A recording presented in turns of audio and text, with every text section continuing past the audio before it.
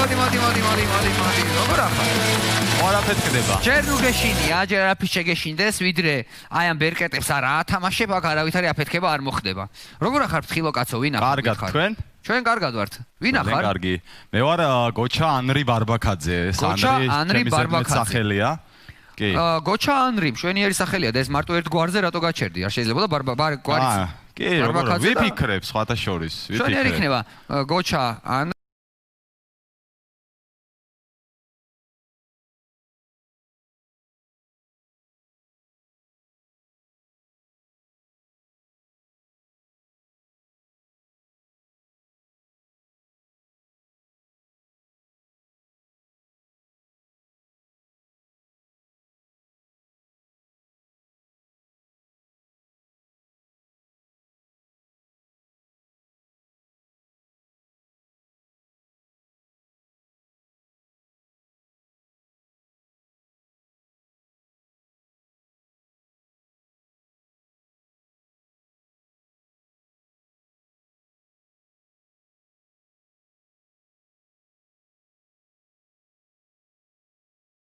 ხარა ეს კეპი, ეს სათვალე, ეს მიკროფონი, უნივერსალური ჯარისკაცი გახსოვს ფილმი? კი, როგორ არა. ძალიან კარგი. მაშინ გაგამხნევებთ და დავიწყოთ ცეცხლთან თამაში. გოჩა, მარცვლეულ კულტურებთან როგორ ახარ? არ ვიცი. აი როგორ ახარ მარცვლეულ კულტურებთან? კარგად, თქვენ როგორ ხართ? ძალიან კარგად, მეც ძალიან კარგად. 4 სავარაუდო პასუხი ასე ჟღერს. ხორბალი, წიწიბურა, ბრინჯი, ბარდა. რომელი არაა ლობიო? შვენიერია, რა კარგი შეკითხვაა, როგორ გამიმართლა? მოკლედ, რომელ მარცვლეულს იყენებენ ფლავის მოსამზადებლად? წავიდა დრო. ესე იგი, ფლავს ამზადებენ. ძალიან სწრაფად გამორიცხავ ბარდას. შეგიძლია ძალიან სწრაფად გამორიცხო. თავარია ყველა ერთად არ გამორიცხო. ბარდას ფლავი ჭამე, გემრიელი არ გაგიგია. სხვათა შორის არ ვიცი რა არის ბარდა. ბარდა. არ ვიცი. ბარდა ძალიან გემრიელია. მოусმინოთ ჩვენს სეიფის წელს. 3 2 1 პასუხი სწორია. პასუხი სწორია, რა თქმა უნდა, ბარდას ფლავი არ გაგვიგია. დაგვრჩა ხორბალი, წიწიბურა, ბრინჯი. კიდევ ერთი უნდა გამორიცხო. წიწიბურასაც გამორიცხავ ძალიან სწრაფად. მოსხებეთ წიწიბურაც. წიწიბურაც გამორიცხე ძალიან სწრაფად და მოусმინოთ ისევ ჩვენს წელს. 3 2 1 პასუხი სწორია. პასუხი სწორია. როგორც ხედავ? და მოდი ძალიან სწრაფად რომ ბევრი გვარ დავკარგოთ ხორბალს გამოვიცხავ. რაღაცნაირად ადვილი კითხვა გამოუვიდათ ამ კითხვის შემდგენებს ვერ ვიგებ, ხო? კარგი, შენ თვლი რომ ბრინჯის ფლავი არის ძალიან კარგი, გემრიელი, მშვენიერი და ცეცხლთან თამაშის წამყვანს უყვარს ძალიან, ხო? მიყვარს. საერთოდ ბრინჯი. ძალიან კარგი, მოусმინოთ ჩვენი სეიფის წელს. 3 2 1 პასუხი სწორია. რა თქმა უნდა, პასუხი სწორია. თავიდანვე სულტყუილად გიწმენდით, ბატონო სეიფის წელო. ფლავი მზადდება მხოლოდ და მხოლოდ ბრინჯისგან, როგორც ჩვენ ვიცით. მზად ახარ? შემდეგი შეკითხვის, მომდევნო შეკითხვის 4 სავარაუდო პასუხის მოსასმენად. მაშინ ისინი ასე ჟღერს: ქაღალდი, მინა, მეტალი, ხორცი. ამათგან რომელით მზადდება გრდემლი? წავიდა დრო. გრდემლი. კარგია, მაგრამ კიდევ უფრო გავართულოთ, კიდევ. გავართულოთ უფრო. რას ჭრიან ავტოგენის საშუალებით? წავიდა დრო. ავტოგენი. რას ჭრიან ავტოგენის საშუალებით? ავტოგენი არის ასეთი, რომელთაც რაღაცებს ჭრიან. მოდი ხორცი გამოვრიცხოთ. გამოვრიცხოთ ხორცი? ავტოგენი.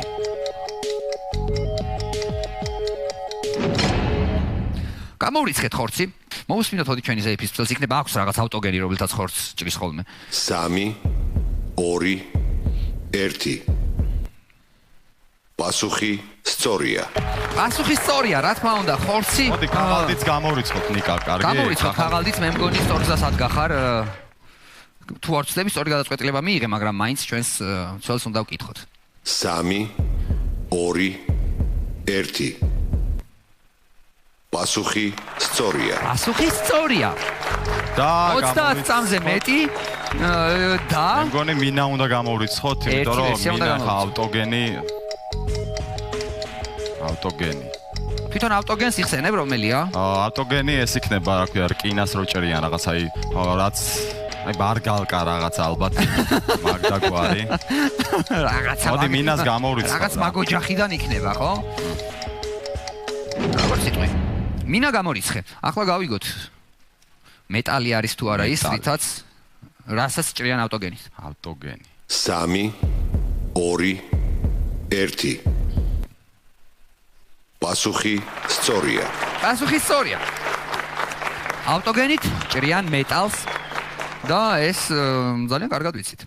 ყურადღებით 4 სავარაუდო პასუხი ამ შეკითხვის ასე ჟღერს.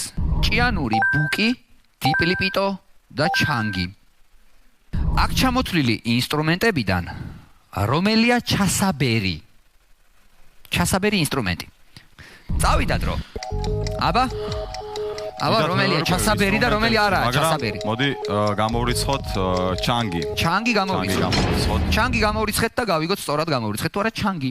3 2 1 პასუხი სწორია. რა თქმა უნდა სწორია, იმიტომ რომ ჩანგი არის სიმებიანი საკრავი და საკრავი ინსტრუმენტი.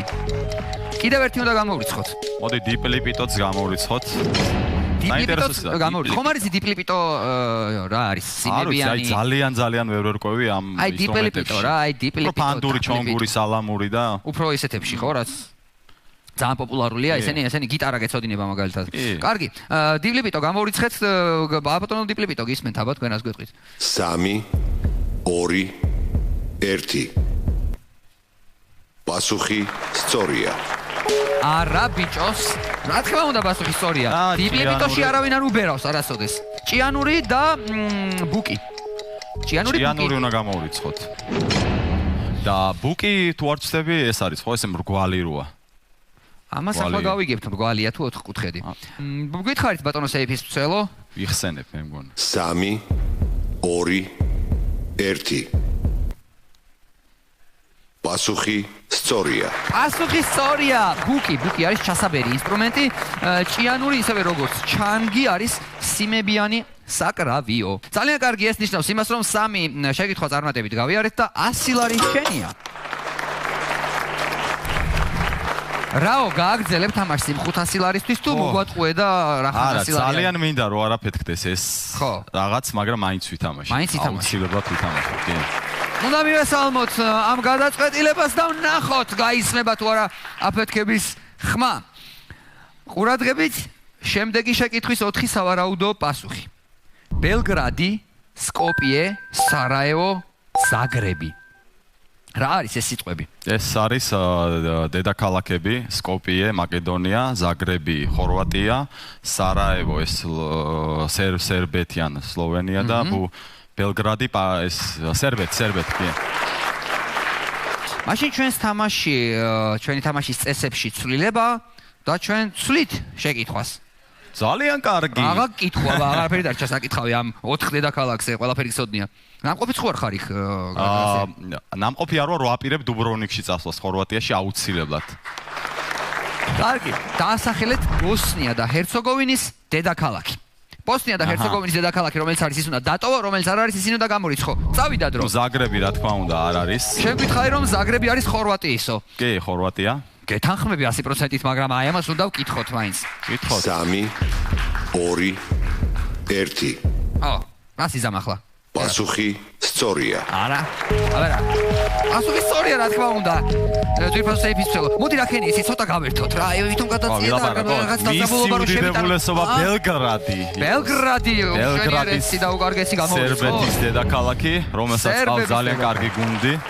პარტიზანი. აბა. 3 უძლო რომ ცველო შემთხვევაში.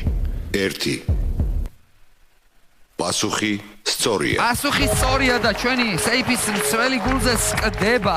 კიდევ ერთი ქალაქი, სკოპიე ან სარაევო უნდა გამორიცხო. ყოფილი იუგოსლავიის რესპუბლიკა მაკედონიის დედაქალაქი სკოპიე აუცილებლად უნდა გამორიცხოთ. მივცეთ ერთი აპლოდისმენტები ამ ბიჭს გეოგრაფიის კარგ ცოდნაში და ახლა გავიგოთ საბოლოოდ თქვენი გადაწყვეტილება ბატონო მცველო. 3 2 1 შეგვიძლია ესე ვიყოთ. თამამად კი. მოდი ერთი. მოდი მე თვალებში ჩამხედე რა. ამოდი მაგედა. სხვა რა ხდება შენთან? ამბებია. პასუხი სწორია. პასუხი სწორია რა თქმა უნდა. ძალიან კარგი, ახლა ვნახოთ შემდეგ კითხვას როგორ გაართმევ თავს, რომელიც უკვე გეოგრაფიას აღარ ეხება. გეოგრაფიის არხება, ასე რომ ყურადღებით, ეს არის მეხუთე შეკითხვა და 4 სავარაუდო პასუხი ასე ჟღერს. ალბერტ აინშტაინი, ენრიკო ფერმი, ედუარდ ტელერი, რობერტ ოპენჰაიმერი. აი ეს 4 ადამიანია წარმოდგენილი პასუხებში და კითხვა ჟღერს ასე. ვინ ხელმძღვანელობდა ამერიკის შეერთებული შტატების ატომური ბომბის შექმნის სამუშაოებს? წავიდა დრო. მათგან ერთ-ერთი ხელმძღვანელობდა. ნუ ამ კითხვაზე არ ვიცი ნიკა პასუხი, მაგრამ ედუარდ ტელერი, მოდი უნდა გამოვრიცხო მე მგონი. ტელერი, არ მსმენი ამ ადამიანის შესახებ და არ ვიცი. ტელერი გამოვრიცხეთ. გამოვრიცხეთ ტელერი და მოусმინოთ ჩვენი საიფის მცველს. 3 2 1 პასუხი სწორია. რა თქმა უნდა, პასუხი სწორია. სიმწრით გამოსცრა ჩვენმა საიფის მცველმა პასუხი სწორიაო. ტელერზე მე გეტყვი რომ წყალბადის ბომბის თურმე შექმნას ენრიკო ფერმის გამოვრიცხო და არ მსმენია სამწუხაროდ, მაგრამ თუ უცდები ძალიან სამწუხაროა. მოდი ენრიკო ფერმი, ენრიკო. გამოვრიცხოთ ფერმი რა ხან ასეთული. ბატონო საიფის მცველო, გითხარით ფერმის შესახებ რას ფიქრობთ? 3 2 1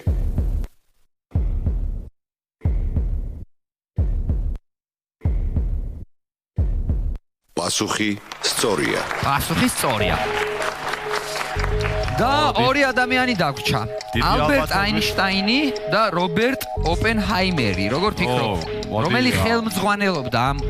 მოდი გამოვრიცხავ რობერტს და დავტოვებ ალბერტ აინშტაინი. ანუ ალბერტ აინშტაინი ძალიან ძლიერი იყო და ალბათ ყველა ძლიერები იყვნენ 4-ვე. რობერტ 6 წამი. სასწრაფო თორე დრო გაგივა. შენ გამორიცხე. ეს რა ილეთი ჩაგვიტარე ახლა. შენ გითხარი რომ ალბერტ აინშტაინს დავტოვებო და რობერტს გამოვრიცხავო, მაგრამ აი ბოლო წამს აინშტაინს არ შემოიტანდნენ. ბოლო 2 წამს რობერტ გერმანელი იქნებოდა ალბათ დიდი ალბათობით რობერტ აინშტაინერი. ხო და ავი ტვინი მაგათ კარგი ტვინი აქვს. ოპენჰაიმერი. არა, აქედან რომელს ქონდა? კი, ძალიან ძლიერი იყო ალბერტ აინშტაინი, უბრალოდ, რავი, მაინც. ხო, მაგრამ აქ საუბარია ატომური ბომბის შექმნის სამუშაოებს ვინ ხელმძღვანელობდა. ძალიან კარგი. ჩვენ დავტოვებთ რობერტ ოპენჰაიმერი. ახლა მოусმინოთ ჩვენი საიფის მცველს, რომელიც ალბათ ცოტას გაგვაწვალებს. 3 2 1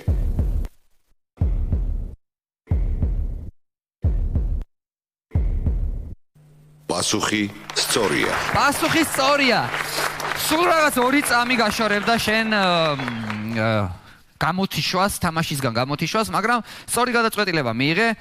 ალბერტ აინშტაინს არ უხელმძღვანელებია ამ სამუშაოებისთვის. 5 შეკითხვა წარმატებით გაიარე. ბოლო შეკითხვაზე აი ლამის ცოტა გაკლდა და დაკარგავდი ყველაფერს, თუმცა ახლა თამაშს შენ ვერ შეწყვეტ. მე-6 შეკითხვას უნდა შეეჭიდო და ეს არის გადამწყვეტი შეკითხვა შენთვის, იმიტომ რომ შენ თქვი რომ 500 ლარზე თამაშობ. თუ ამ შეკითხვას წარმატებით გაართმევ თავს, 500 ლარი შეიძლება ვიფიქრო 1000-ზეც. ვნახოთ, მაშინ მოვისმინოთ მე-6 შეკითხვის 4 სავარაუდო პასუხი. მალევიჩი, მოდილიანი, პიკასო, კანდინსკი. კანდინსკი. ვინ არიან ეს ბატონები? მხატვრები. მხატვრები, ძალიან კარგი. ძალიან კარგი თან, პიკასო, მოდილიანი. ძალიან კარგი. მაშინ ასეთი კითხვა გვაქვს ჩვენ ამ მხატვრებზე. ვინ ითვლება მათგან კუბიზმის ფუძემდებლად? წავიდა დრო. ვინ ითვლება მათგან კუბიზმის ფუძემდებლად? მალევიჩი, მოდილიანი, პიკასო და კანდინსკი. მალევიჩი გამოვრიცხეთ ხო მაშინვე? მალევიჩის რა არის? ძალიან ცნობილი. არ ვიცი. მალევიჩი და კანდინსკი არ ვიცი ვინ იყვნენ. პიკასო და მოდილიანი, ნუ კარგი, მოусმინოთ საიბის მცველს. 3 2 1 პასუხი სწორია. პასუხი სწორია. მოდი ძალიან სწრაფად კანდინსკის გამოვრიცხავ და მე ვილაპარაკოთ. მე ვიფიქრებ. კარგი. გავერთოთ მე. გამოვრიცხეთ კანდინსკი და რახან შენ თვლი რომ გასართობად გვაქვს საქმე, ესე იგი რაღაცაში დარწმუნებული უნდა იყო. კარგი, გამოვრიცხეთ კანდინსკი იგივე პრინციპით როგორც მალევიჩი, ვთვლით რომ არც ერთი არ არიან მათგან კუბიზმის ფუძემდებელი. მოусმინოთ ჩვენი საიფის მცველს. 3 2 1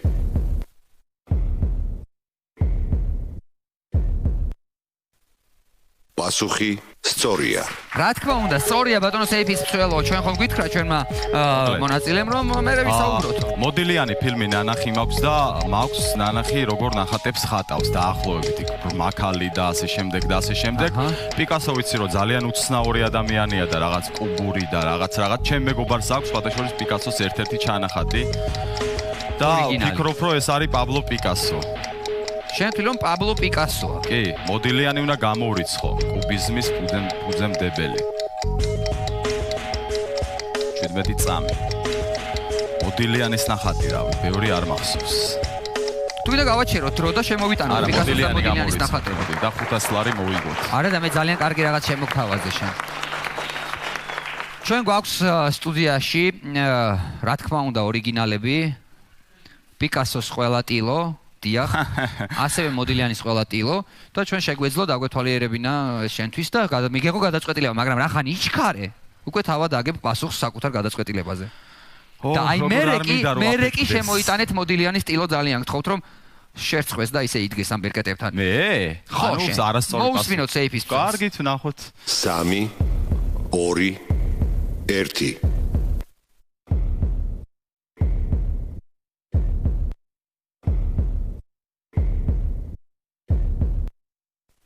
პასუხი სწორია. პასუხი სწორია. ბრავო.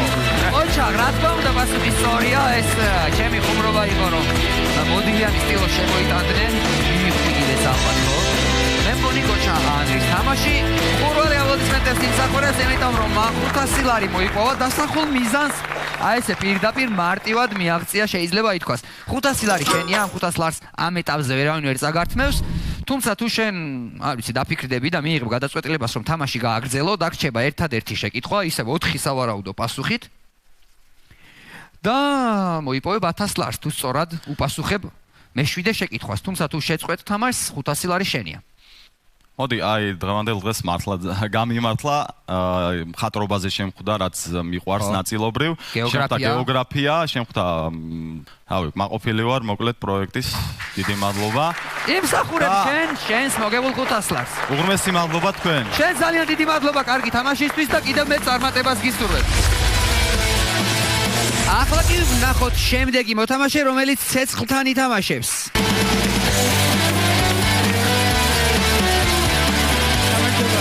გამარჯობა ლამაზო და მშვენიერო. როგორ ახარ? კარგად, შენ? გაგვეცანი, მე კარგად ვარ. მე ალექსანდრა პაიჭაძე. რა განწყობით ხარ მოსული? 1000 ლარის მოსაგებად. 1000 ლარის მოსაგებად. ძალიან ჭირდება. ძალიან კარგი. გითხარი, რა საკეთებ ამ ქვეყნად? ყველაფერს ნიკოლოს. ყველაფერს? კი. სასწაული მოგიხერხებია. მოკლედ, ჩვენი თამაშის წესები იცი? სათვალე მოგწონს? კი. ძალიან კარგი. აბა გაიკეთე. ოპ. გიხდება ძალიან. ძალიან გიხდება. მადლობა. ცეცხლაც ვეთამაშები ხოლმე ცხოვრებაში და არა ერთ თამაში სარისკოა, ცოტა სახიფათოა და ნუ ჯობია რომ სათვალე. რისკიც კაია. რისკიც კარგია. აპლოდისმენტები გავამხნევოთ ჩვენი მოთამაშე და ვნახოთ როგორ ითამაშებს და რა თანხას მოიპოვებს.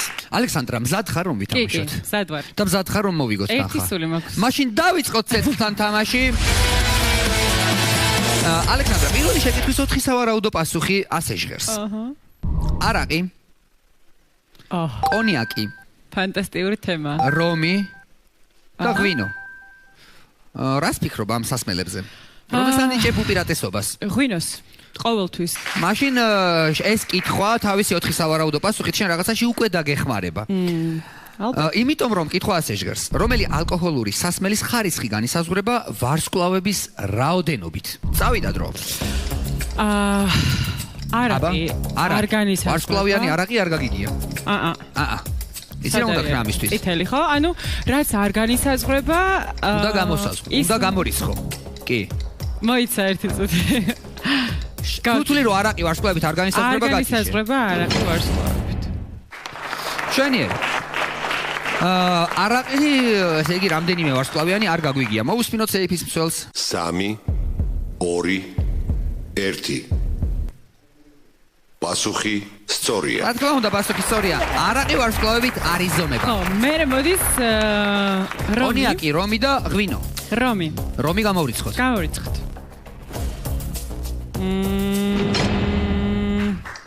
და ალექსანდრამ რომიც გამორიცხა მეკობრეების საყვარელი სასმელი. დატოვე ვარსკვლავების გარეშე. Ja. მოусმინოთ სეიფის მცველს.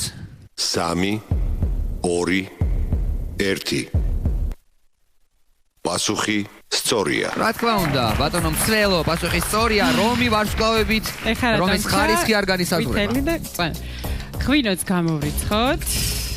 ღვინოც გამოვრიცხოთ და დავტოვეთ კონიაკი. დავტოვეთ კონიაკი. დავტოვეთ კონიაკი ამდენ ვარსკვლავიანი ან იმდენ ვარსკვლავიანი. ძალიან კარგი, მაშინ გავიგოთ პირველ შეკითხვას სწორად უპასუხეთ თუ არა. 3 2 1 პასუხი სწორია. რა თქმა უნდა, პასუხი სწორია. ალექსანდრა გილოცავ, პირველი კითხვა გავიარეთ სწორად და კონიაკი არის სწორედ ის სასმელი, რომელიც ხარისხის ვარსკვლავებით განისაზღვრება და რაც უფრო მეტია ვარსკვლავი, მით უკეთესია კონიაკი, ხო? ალექსანდრა, მეორე შეკითხვას უნდა შევეჭიდოთ. მეორე შეკითხვის 4 სავარაუდო პასუხი ესე ჟღერს. ზურგი, ტრუსი, ქუდი, ზეპირად იმახსოვრებენ. რა შუაში? არ ვიცი, გავიგოთ რა კითხვა მოამზადა ჩვენმა პროდიუსერმა, სად აწერია წყალბურთელს ნომერი? ზურგზე, ტრუსზე, ქუდზე თუ ესე ზეპირად იმახსოვრებენ? წავიდა დრო. ვაიმე. აბა გაიხსენე წყალბურთი, ისეთი. ანუ ზურგზე არ აწერიათ რა თქმა უნდა, თუ ამოსვირინგებული არა აქვს. თუ ამოსვირინგებული არა. ვიცინო. გამოვრიცხო. გამოვრიცხო. კარგი, გამოვრიცხეთ ზურგი და ვნახოთ რას გვეტყვის სეიფის მცველი. 3 2 1 პასუხი სწორია. რა თქმა უნდა, პასუხი სწორია. ზურგზე ნომრები არ აწერიათ წყალბურთელებს. აბა სად აწერიათო? ანუ ზეპირად კიდევ სწორებენ, არის ძალიან მაგარი პასუხი, მაგრამ უნდა გამოვტოვო. და გამოვრიცხოთ, ხო? გამოვრიცხო უფრო სწორედ. გამოვრიცხეთ. ესე იგი, ზეპირად არ იმახსოვრებენ. არა. არა. დაძელია კომენტატორისთვის წყალში გაარჩიოს ახლა ვისი. კარგი, გამოვრიცხეთ. პოზიციის მიხედვით რა თქმა უნდა, მაგრამ ისე, ნუ აბსურდია. კარგი, მოусმინოთ სეიფის მცველს. აი, ეხლა ვარ ცუდად. 2 1 პასუხი სწორია. რა თქმა უნდა, პასუხი სწორია. ესე იგი, შენ თქვი რომ ეხლა ცუდად ვარო, რატომ? ტრუსზე აწერიათ თუ ქუდზე არიცი? არ შემიხედავს ტრუსზე. აბა დაფიქრდი. გაიხსენე წყალბურთი, წყალბურთელი ბიჭები, რომლებიც ესე მიაპობენ. ფუ. ხო, გავიხსენე. და გაიხსენე სად შეიძლება ნომერი ეწეროთ. ანუ კომენტატორი ხარ და უყურებ, მიცურავს წყალბურთელი. რა თქმა უნდა, ნუ ტრუსები ჯერ ისეთი პატარები არიან. გამორიცხული აქ რამე ციფრი. და თან იყოს ანუ დანახვადი, იმიტომ რომ ნუ წყალქვეშ არიან. აჰა. გამოვრიცხავ ტრუსს. გამოვრიცხოთ ტრუსს. გამოვრიცხეთ ტრუსი, თან წყალქვეშ არის. თან ისეთი პატარა მოწკი პარკებული ტრუსები. წყალქვეშ როზის. და შენ წარმოიდგინე კომენტატორის საქმე რო არის რომ მთელი მატჩის მსვლელობის დროს ტრუსებზე უნდა უყურო მოთან წყალბურთელებს უყურებ ხან ერთ ტრუსზე ხან მეორე ტრუსზე. ხო, ბევრი ქალი იქნებოდა დარწმუნებული ვარ. ქალები იქნებოდნენ ძალიან ბევრი მსურველები ხო წყალბურთის კომენტატორობის. მოკლედ. ტოვებთ ქუდს და მოусმინოთ სეიფის მცველს. 3 2 1 პასუხი სწორია. პასუხი სწორია. რა თქმა უნდა, პასუხი სწორია. წყალბურთელებს ნომერი აწერიათ თავიანთ ქუდებზე. მესამე შეკითხვის 4 სავარაუდო პასუხი. დოცენტი, პროფესორი, მაგისტრი, აკადემიკოსი. რომელი წოდება მაქვს მე? ხარისხი.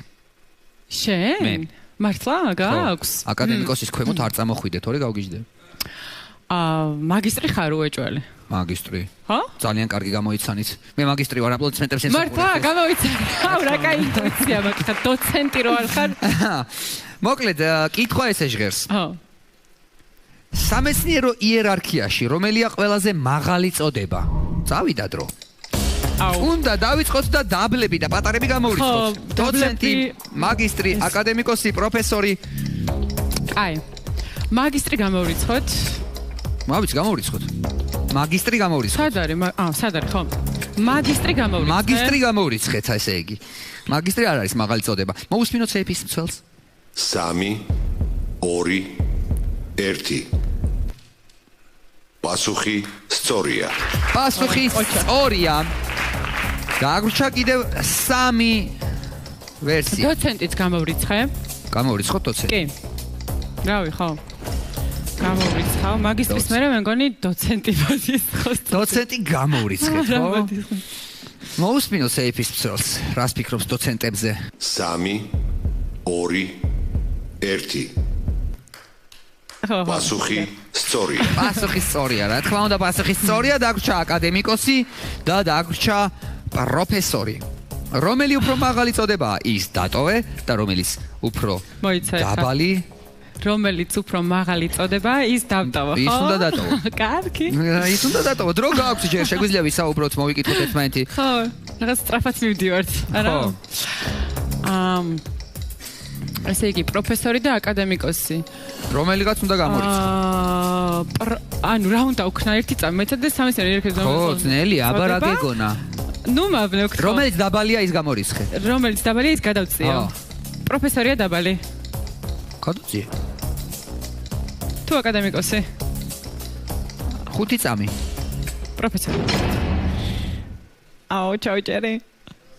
აი, აქ გვეტყვიან ჩაიჭერი თუ არა. მოусმინოთ სეიფის ფსოლს. 3 2 1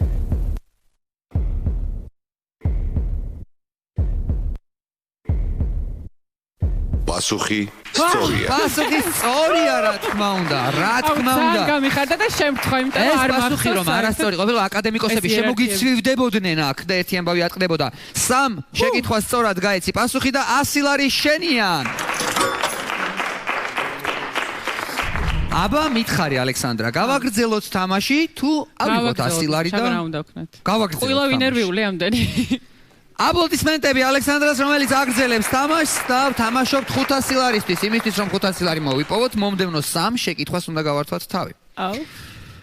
მეოთხე შეკითხვის 4 სავარაუდო პასუხი. ჯერალდ, ფიცჯერალდ, ფრანკლინ და ბენჯამინ. ხო. აი ეს ჩამონათვალი გვაქვს და რომელი იყო აქედან ამერიკის შეერთებული შტატების პრეზიდენტის ჯონ კენედის მეორე სახელი. კენედის მეორე სახელი გვინდა ჩვენ, რომელიც იყო. ის უნდა დავტოვოთ, დანარჩენი 3 სრულ სახელი უნდა გამოვრიცხოთ და წავიდა დრო ახლავე. აბა, სახე დააფიქსირე ხო? აბა მიდი მითხარი, რას ფიქრობ? არა ხო, არ ვიცი. კარგი, მაშინ რაღაცნაირად ინტუიციურად უნდა მივყვეთ, ხო? ხო, აშკარად. ფიცჯერალდ არ მგონია. ფიცჯერალდ თან გვარი არ არის? რაც მარის ის. მოდი გამოვრიცხავ ფიცჯერალდს და იმედია პირველივეზე არ მივახტი სწორ პასუხს. იმედია პირველზე არ მივახტით სწორ პასუხს. ფიცჯერალდი გამოვრიცხეთ და ჩვენ ვთვლით რომ ჯონ კენედის არ ერქვა ფიცჯერალდი. ხო. კი ბატონო. ანუ მეორე სახელი არ იყო? მეორე სახელი მისი არ იყო ფიცჯერალდი. ნახოთ, რას გვეტყვის სეიფის მცველი. ძალიან გთხოვთ ბატონო სეიფის მცველო. რატო არასოდეს არ გამიგია? ხო, ახლა ჯონ კენედის მეორე სახელი შეიძლება ასე უცებ არ გახსოვდეს, ხო? აჰა.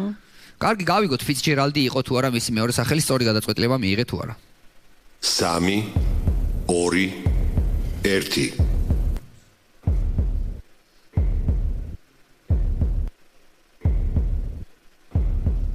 და